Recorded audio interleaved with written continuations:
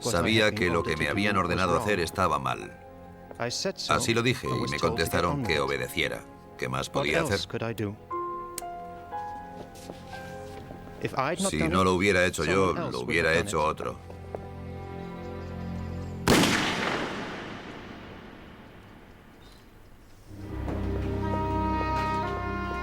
Pero siempre he esperado tener que responder por esto. Por esa tarea que nunca deseé llevar a cabo. Y ahora es el final del camino.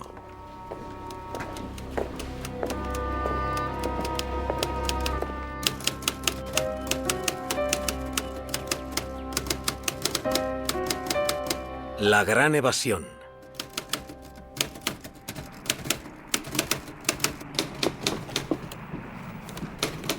Inmediatamente después de la Segunda Guerra Mundial, los aliados buscaron justicia para los crímenes cometidos contra ellos.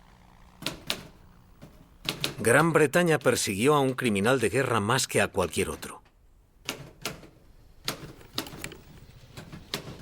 El investigador fue Frank McKenna, exdetective que se había convertido en policía de la RAF. El delito había sido el asesinato, la peor atrocidad de toda la guerra contra los pilotos aliados. Las víctimas habían sido 50 prisioneros desarmados ejecutados a sangre fría por la Gestapo tras la gran evasión.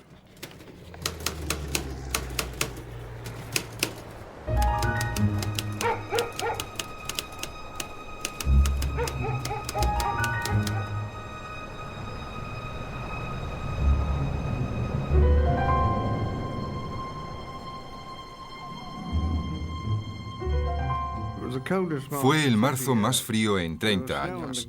Había nieve en el suelo y las condiciones meteorológicas eran brutales. Para nosotros era evidente que los alemanes sabían que se estaba excavando un túnel. Habían examinado el edificio varias veces y no lo habían encontrado. El tiempo estaba cada vez peor. El problema era que todos los pases tenían fecha. Así que ya no servirían. Y tardaríamos mucho en volver a hacerlos. Los que teníamos eran el trabajo de unos 9 meses.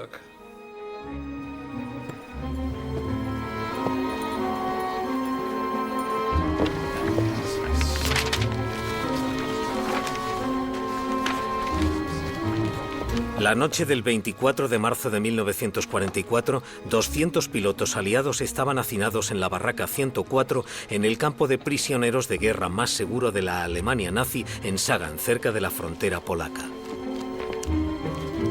Iban a participar en la fuga más ambiciosa de la Segunda Guerra Mundial. Llegó a ser conocida como la Gran Evasión. Y ocurrió gracias a un hombre.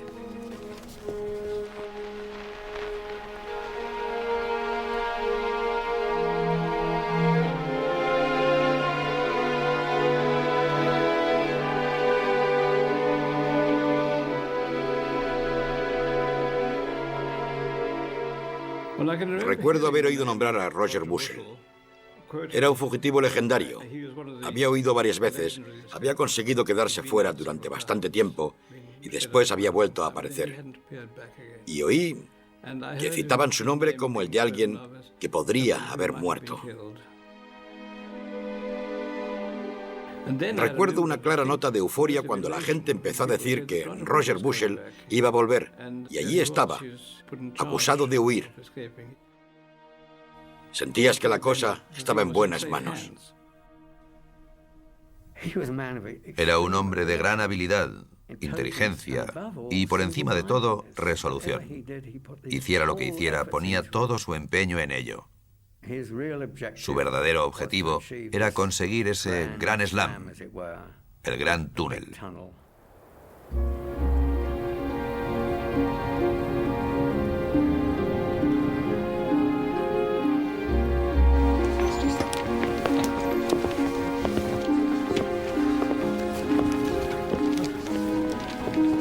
Bushell aprovechó la mano de obra y las posibilidades del campo.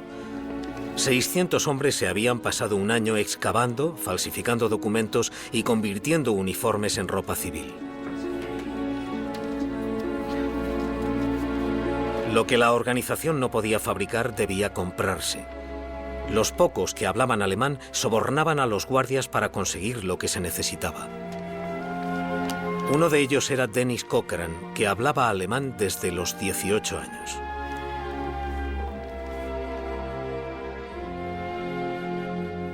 Dennis era el mayor. Después iba Kate, después yo y después un hermano 4 años más pequeño. Creo que todos sabíamos, sin duda alguna, que se rebelaría contra el cautiverio, que sería como un león enjaulado. Dennis Cochran se había alistado en la RAF en 1940 y había sido derribado sobre el canal. Llevaba más de un año como prisionero. Mi madre murió de repente y no sabíamos si contárselo a Dennis. Sabíamos que sería una noticia horrible para él en esas circunstancias, pero a medida que pasaba el tiempo no nos quedó más opción que contárselo. Y en su siguiente carta nos decía: es el peor día de mi vida. Así que evidentemente la noticia le había afectado mucho. Creo que eso debió fortalecer su determinación, si es que le hacía falta. En sus cartas siempre decía: pronto estaré en casa.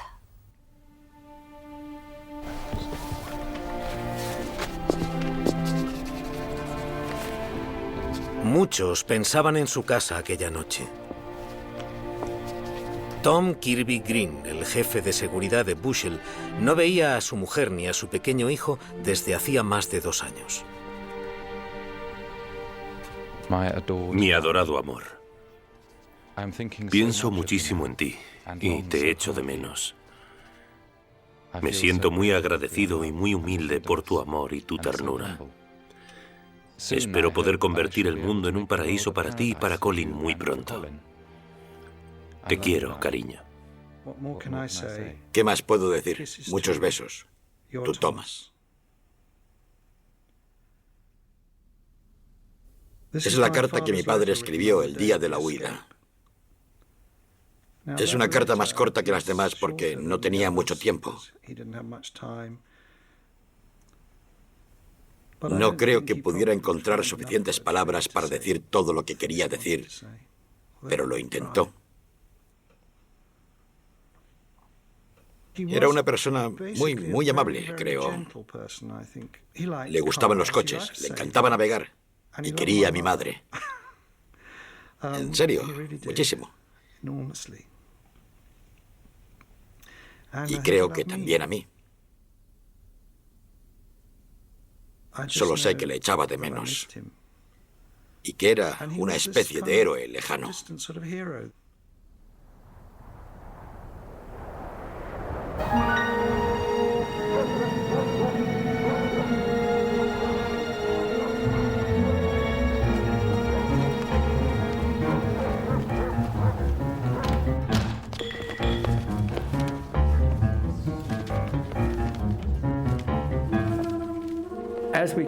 Cuando entrábamos nos destinaban a una parte concreta de la barraca.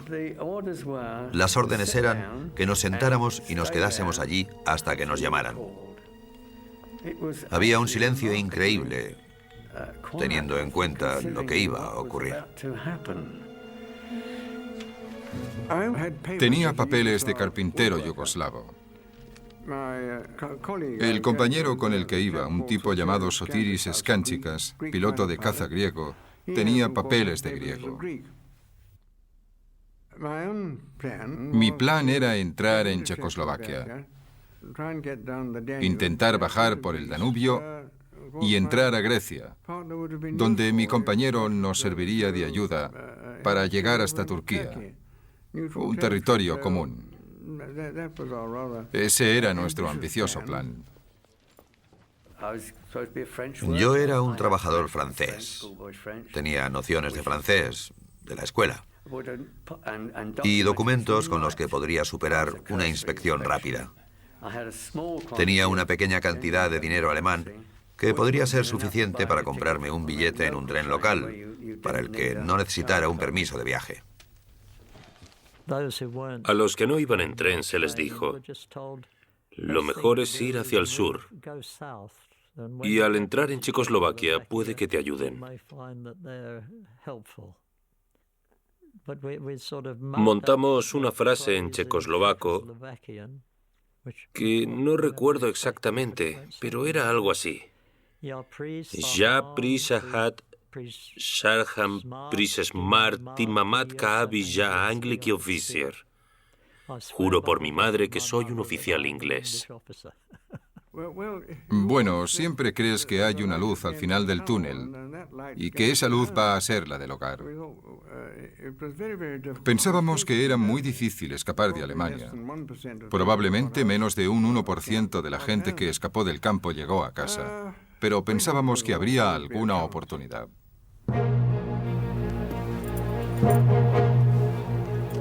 Pero las cosas salieron mal desde el principio. Tardaron más de 1 hora en abrir la salida del túnel porque el suelo estaba helado. Y cuando finalmente lo consiguieron, los excavadores vieron que se había cometido un terrible error. El túnel era demasiado corto para alcanzar la seguridad del bosque. No sé por qué era tan corto. Francamente, creo que fue una metedura de pata del perito. Y no podíamos salir y medirlo sobre el terreno.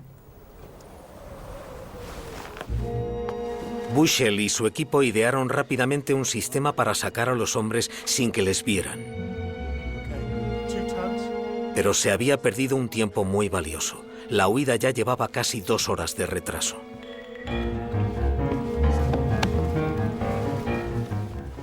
Lo que pasa es que no vinieron a decirnos lo que había ocurrido. Nos quedamos ahí sentados esperando y esperando.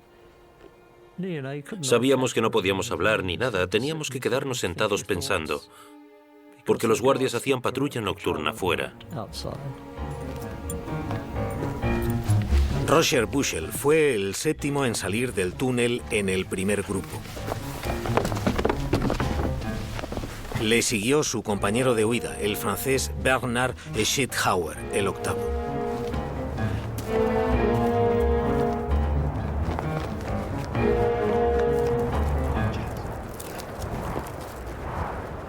Dennis Cochran fue el 16º y viajaba solo. Medianoche.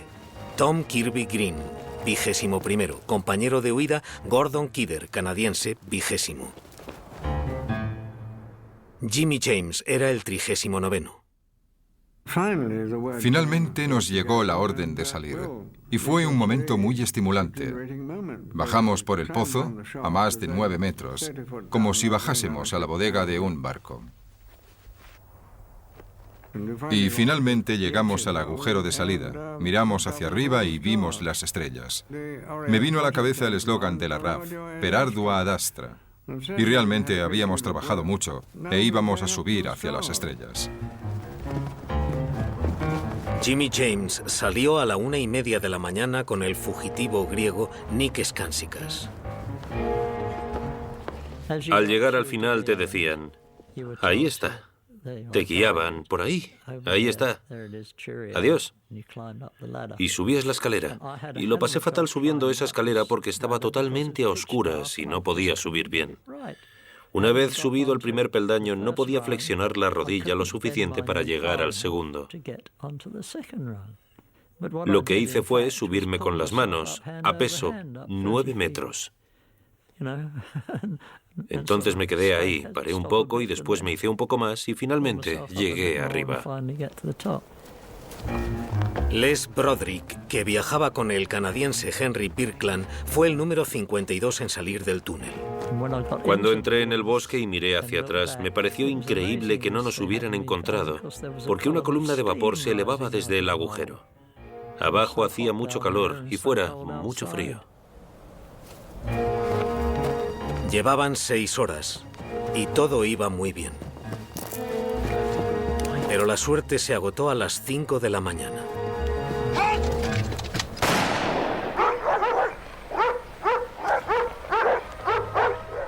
Un guardia se tropezó con la salida del túnel.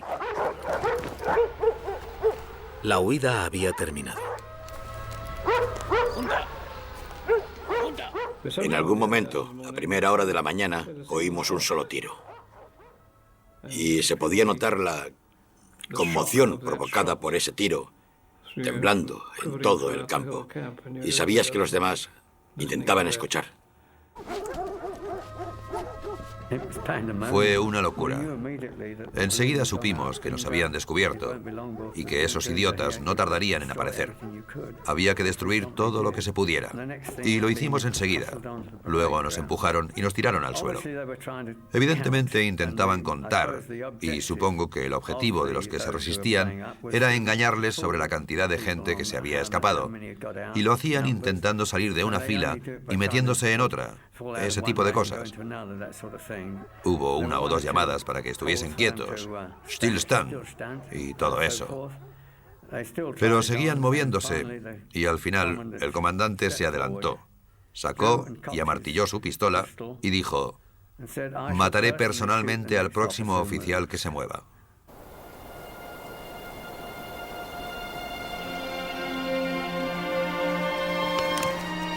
De los 200 fugitivos, 76 eran libres. Pero ahora tenían que escapar.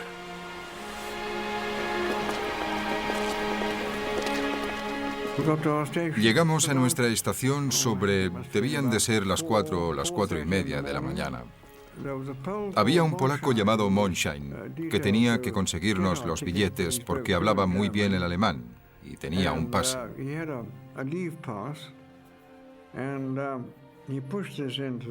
Se lo mostró al vendedor de billetes y le dijo: 12 billetes a Bobbe Rostov. El hombre pareció un poco sorprendido. Se apartó, volvió y dijo: Zolf. Y Monshine le dijo con agresividad: ya, Zolf. Y le miró. El hombre se volvió a apartar y trajo nuestros billetes.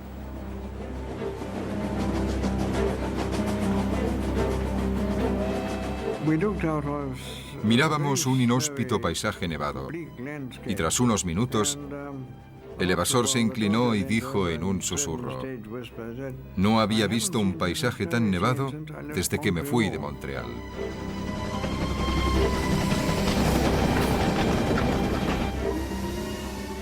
Recuerdo que Plunkett me dijo que Roger Bushell había venido por el pasillo. Había bajado la mano, había cogido la de Plunkett y le había dado un ligero apretón.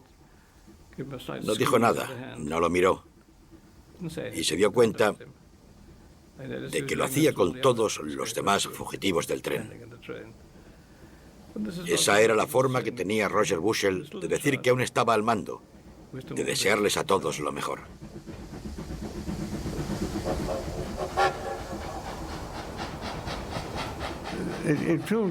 Se llenó de trabajadores y de niños que entraban en el colegio a las 8. Y de repente apareció una guardia muy dura. Y empezó a gritarle a Rusty Kieran, que era un australiano que estaba con nosotros. No sabíamos qué decía, pero resultó que solo le estaba reprendiendo por fumar.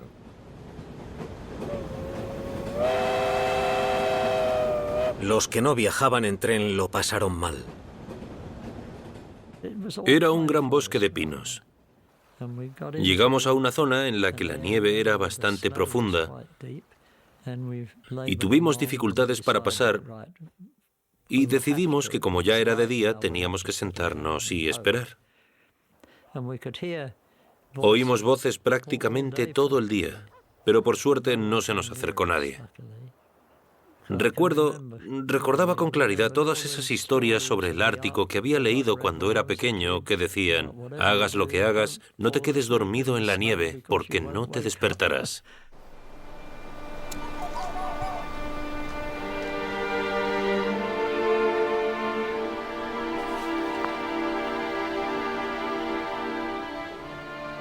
Mi padre y Gordon Kidder intentaban entrar en Checoslovaquia. No sé qué iban a hacer después de eso. Creo que esperaban que los partisanos les llevaran de algún modo a algún lugar neutral o a algún sitio donde pudiesen ponerse en contacto con las fuerzas británicas o algo así. Así que creo que salió. Intentó salir y empezó la huida creyendo que al menos tenía una oportunidad. Y eso era algo que había que aprovechar.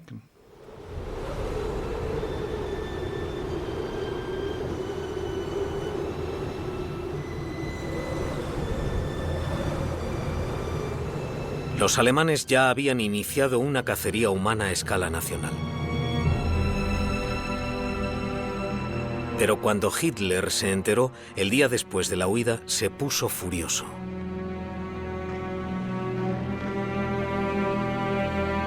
Esa misma tarde, los jefes de la Gestapo de 8 ciudades alemanas recibieron unas órdenes sin precedentes, como descubriría Frank McKenna 3 años después. Dígame, ¿cómo recibió esas órdenes? Recibí las órdenes por teleprint, marcadas como confidenciales. ¿Qué decían? Decían algo así. La huida de oficiales prisioneros es una amenaza para la seguridad interna. Como medida disuasoria, el Führer ha ordenado que más de la mitad de los oficiales deben morir. Tras los interrogatorios serán enviados al campo en el que estaban y se les matará por el camino. Las muertes se explicarán informando que los oficiales capturados intentaban escapar o se resistían a ser detenidos para que no se pueda demostrar nada más tarde. La primera reacción de Hitler había sido matarlos a todos. Sus consejeros hicieron todo lo que pudieron para disuadirle de hacer algo que rompería todas las reglas de la guerra. Entonces, que maten a más de la mitad, replicó el Führer. Himmler, el jefe de la Gestapo, escogió una cifra. Morirían 50.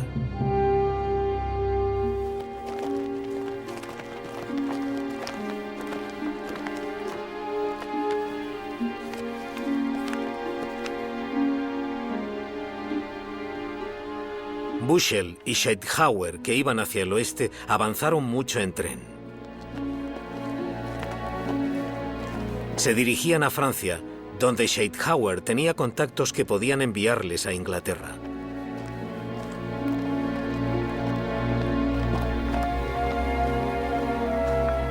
Dennis Cochrane, que viajaba solo, también se dirigía al oeste. Planeaba cruzar la frontera y entrar a Suiza, que era neutral, y desde allí a la libertad. Probablemente creyera que podía llegar más lejos solo. Fue uno de los primeros en escapar, el número 7 o el 8. Creo que los que hablaban bien alemán tenían prioridad, porque tenían más posibilidades de llegar más lejos.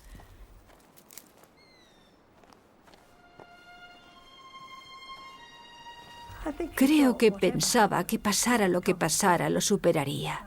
Y creo que aceptó unirse a la huida pensando que tendría éxito.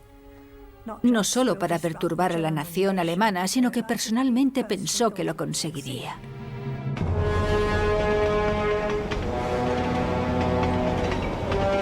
Pero para entonces, más de 100.000 tropas alemanas se habían unido a la cacería. El círculo se estrechaba.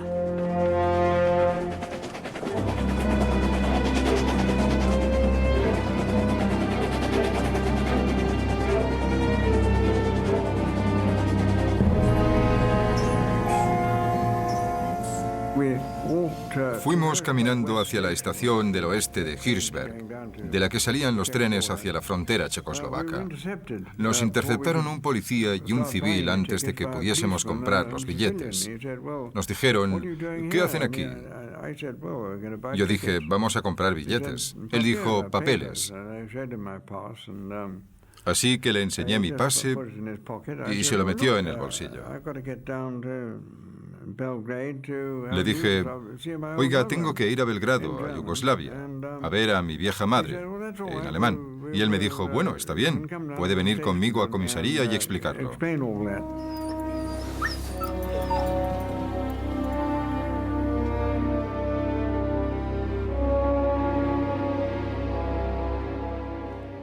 Todo era deprimente y frío, todo estaba mojado.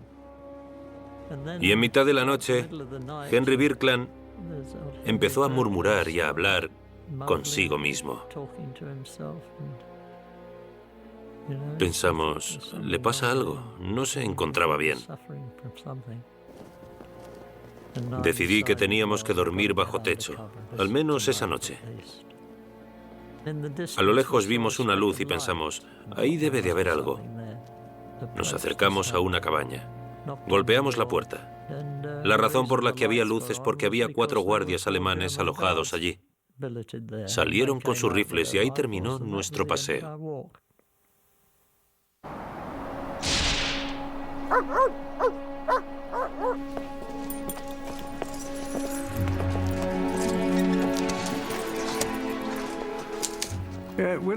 Por supuesto, todos nos encontramos en la comisaría. Entraron todos, esposados a los policías. Éramos 8 y nos metieron a todos en la misma celda. La verdad es que fue el clima el que nos venció, porque si hubiese hecho más calor, probablemente no habríamos entrado al pueblo o no habríamos intentado coger trenes. Habríamos intentado cruzar las montañas y quedarnos escondidos. El mal tiempo nos venció a todos.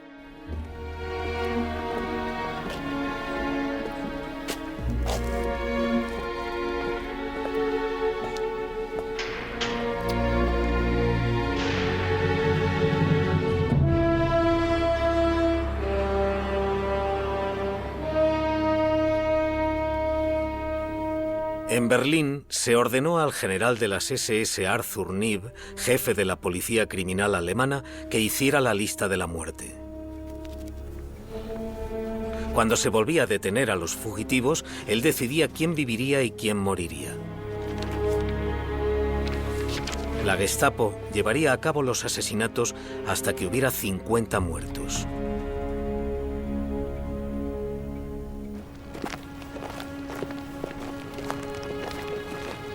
Al oeste, Buschel y Schethauer habían llegado a la ciudad fronteriza de Saarbrücken.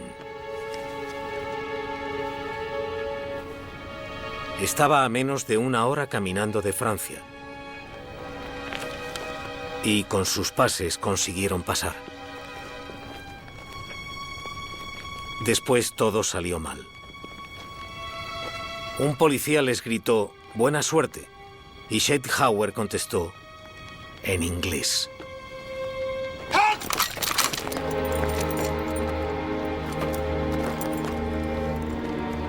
Era un viejo truco y les costó la libertad.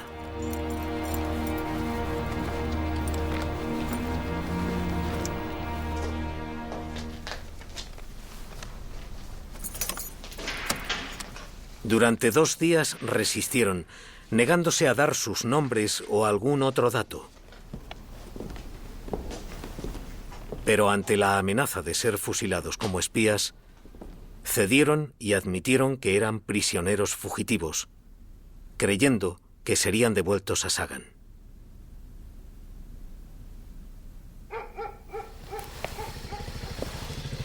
Tom Kirby Green y Gordon Kidder llegaron a Checoslovaquia, pero no más lejos. Les capturaron cerca de la frontera austríaca. Las pruebas sugieren que les torturaron durante los interrogatorios.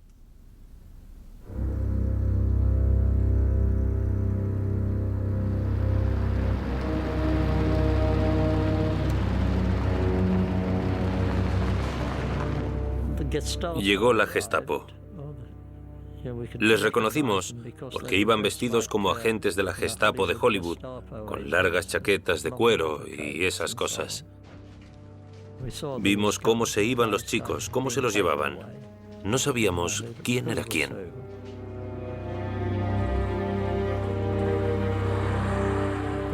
Sí, lo recuerdo. Fue el 29 de marzo. Dijeron 4 nombres. Skančikas, Pauluk, Kievnarski y Bernam. Dijo, estos hombres deben hacer las maletas y seguirme. Pensamos que iban a devolverles a Sagan.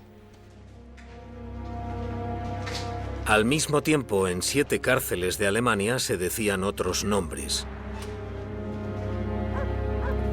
En total, cogieron a 18 fugitivos ese día y les dijeron que volvían al campo.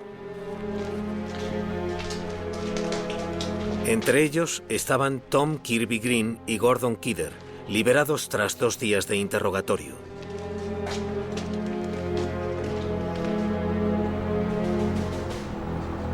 Unas horas después de partir, les invitaron a salir del camión y estirar las piernas.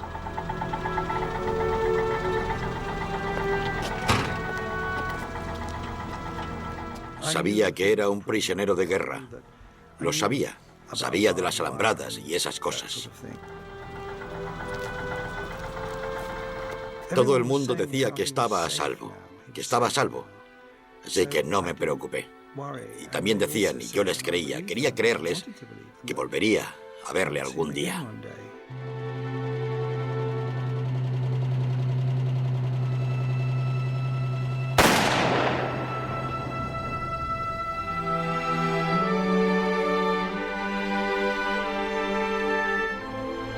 Como los de todas las demás víctimas, el certificado de defunción de Tom Kirby Green dice simplemente muerto al intentar escapar.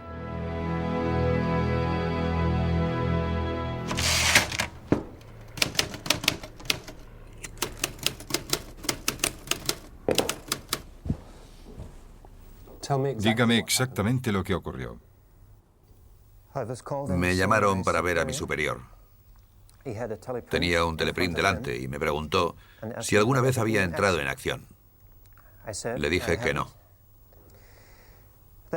Entonces me dijo, lo que voy a decirle ahora es un secreto. Hay 2 pilotos ingleses en Saarbrücken.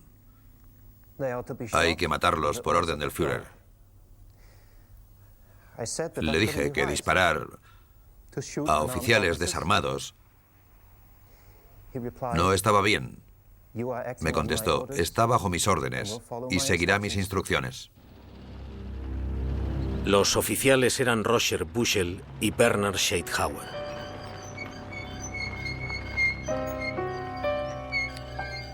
Al cabo de un buen rato le ordenaron al conductor que se detuviera.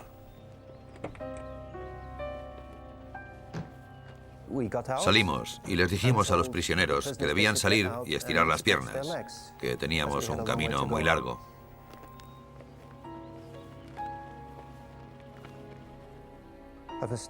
Yo estaba cerca del coche, detrás del piloto inglés, a unos 5 metros de él. Mi compañero estaba detrás del otro hombre, el francés.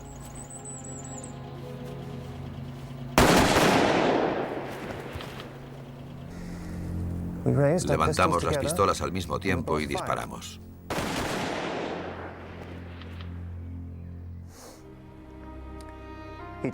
Se desplomó y cayó hacia su derecha.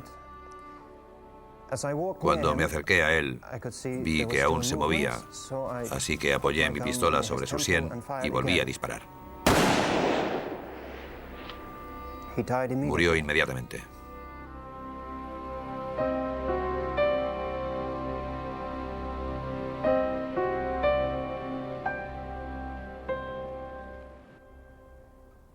Sabía que lo que me habían ordenado hacer estaba mal. Así lo dije, y me contestaron que obedeciera. ¿Qué más podía hacer? Si no lo hubiera hecho yo, lo hubiera hecho otro. Si todos nos hubiésemos negado, nos habrían matado. Pero siempre he esperado tener que responder por esto. Por esa tarea que nunca deseé llevar a cabo. Y ahora es el final del camino.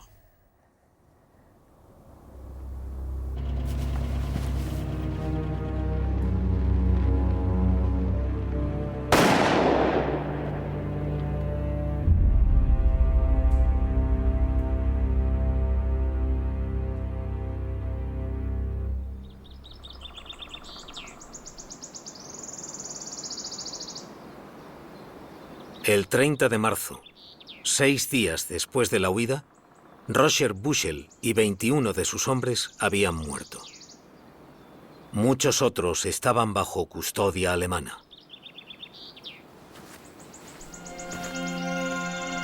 Pero un puñado de ellos seguía huyendo.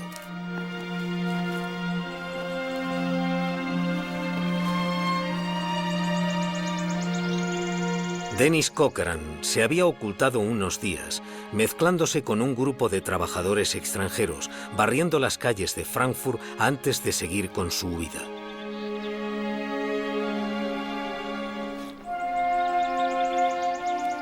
Estaba a casi 900 kilómetros del campo y cerca del final de su viaje. Suiza y la libertad estaban cruzando el Rin.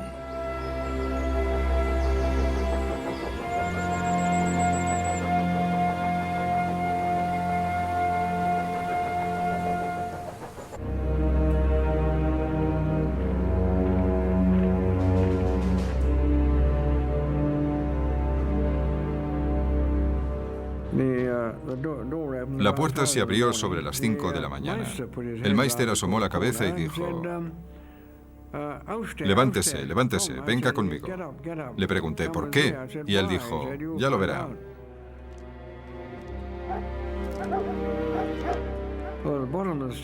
Al pie de la escalera había un par de tipos enormes de la Gestapo. Uno de ellos sacó un revólver y dijo: no haga ninguna estupidez.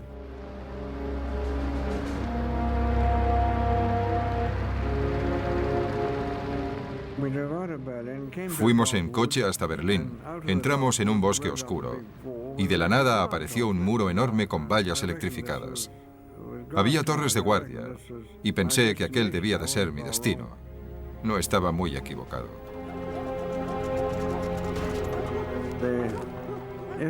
El oficial de las SS que iba delante me dijo que bajara y dijo: bien, aquí estamos, James. Es un lugar agradable. De aquí no te escaparás.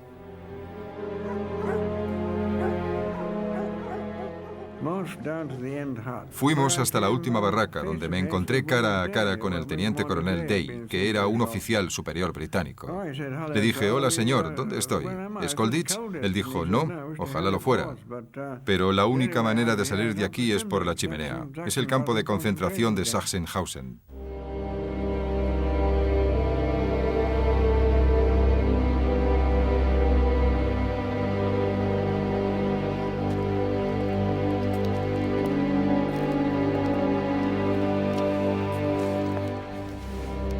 Dennis Cochran casi lo consiguió. Pero le detuvieron en la frontera suiza, cuando tenía la libertad ante sus ojos.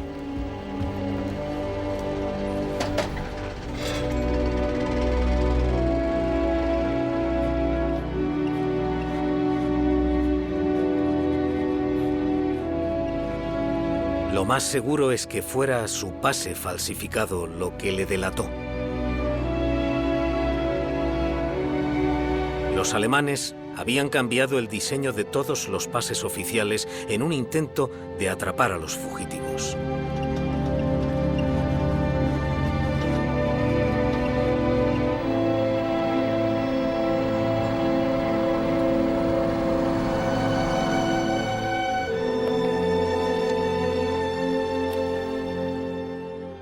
Por orden del Führer, las SS del Reich del Führer han ordenado que el piloto británico Cochran sea atendido por oficiales de su división. Y durante su transporte en dirección a Breslau se le mate mientras intenta escapar. Se disparará de tal manera que el prisionero no sepa lo que va a ocurrir. Firmado Müller, teniente general de policía. Creo que el lugar donde le recogieron fue el Orach, que está muy lejos. Estuvo 7 noches fuera del campo. 7 días y 7 noches. Quiero saber cómo fue su vida durante esos días. Nunca lo sabré.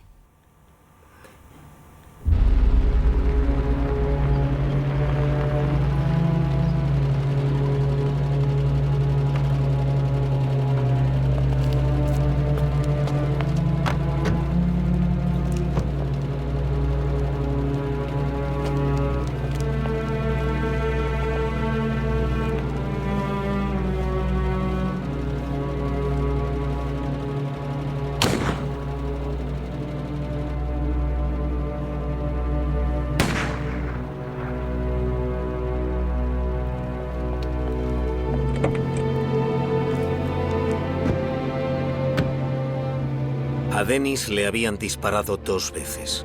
Una en la parte de atrás de la cabeza y otra después de que cayera al suelo, en el corazón. Llevaron su cuerpo a un campo de concentración cercano y lo quemaron.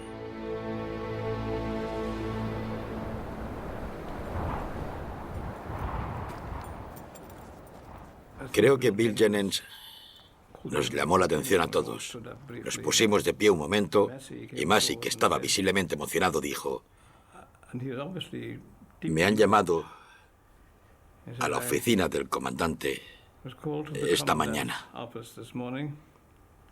y me han dado la terrible noticia de que de los 76 oficiales que salieron del túnel, 45 han muerto.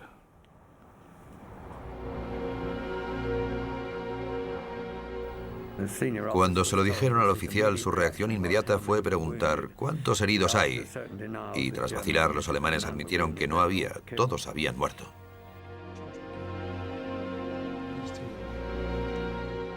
Unos días después apareció una lista. Esta vez la cifra había subido de 44 o 45 a 50. Hubo un grupo de gente alrededor del tablón de anuncios todo el día. Mucha gente iba y le volvía a leer sin poder creer que aquello fuera verdad.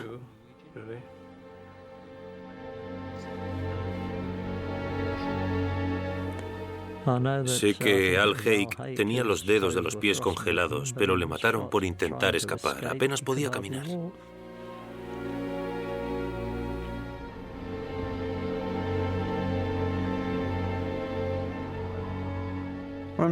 Sentías que formabas parte de la gran rueda del destino.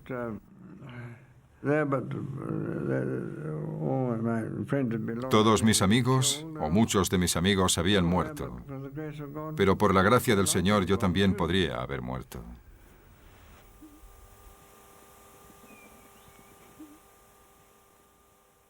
No lo sé. Supongo que en ese momento te sientes afortunado, muy afortunado por haber sobrevivido.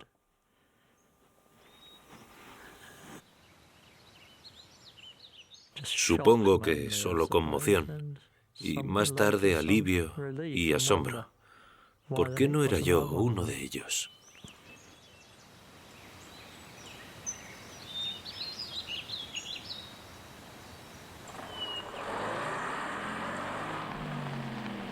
De los 76 que habían escapado, solo 3 llegaron a casa. El resto de los supervivientes siguió bajo custodia alemana hasta el final de la guerra.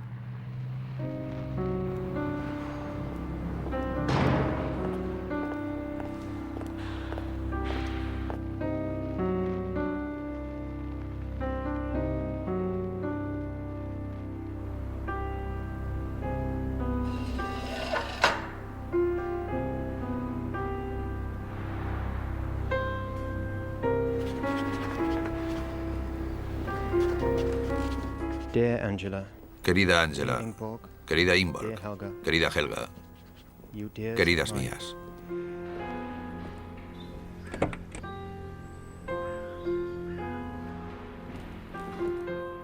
Siento no haber podido despedirme de vosotras.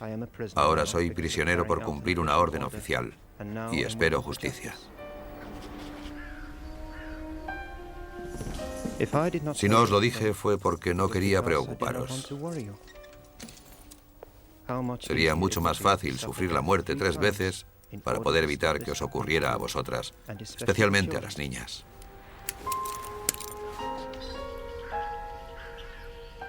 Sed valientes. Os escribiré otra vez, si puedo. Tu fiel esposo, tu papá y tu Emil.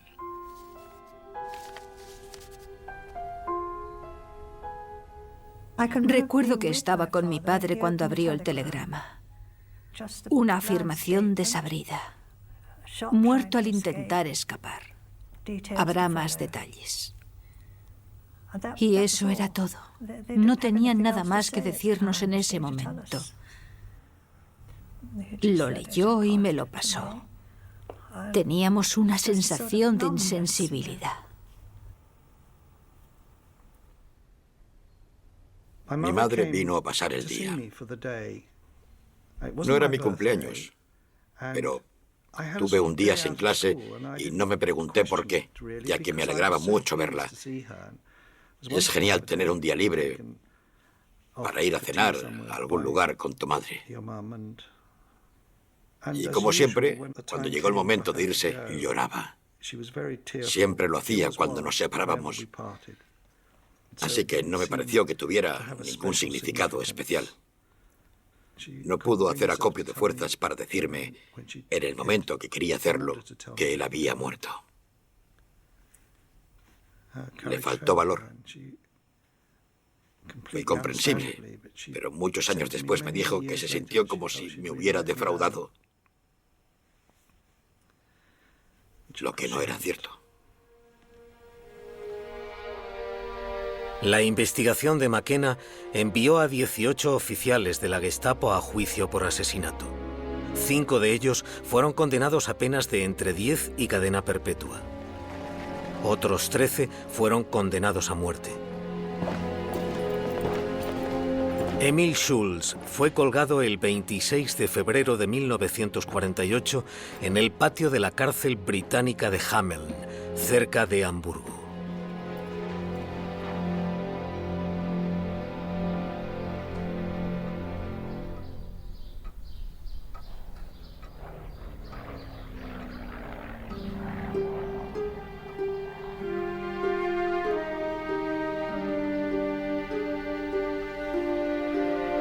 Los restos de los 50 fueron devueltos al campo por la Gestapo en el verano de 1944. Su lugar de descanso final está en Poznań, Polonia, a unos pocos kilómetros del campo del que lucharon tanto por escapar.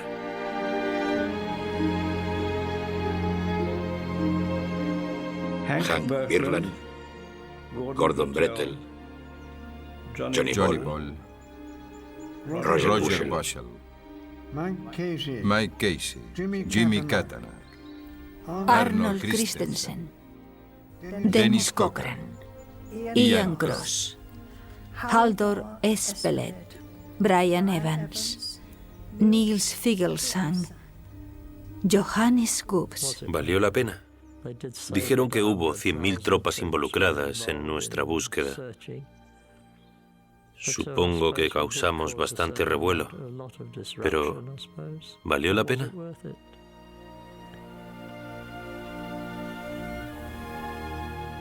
Creo que no.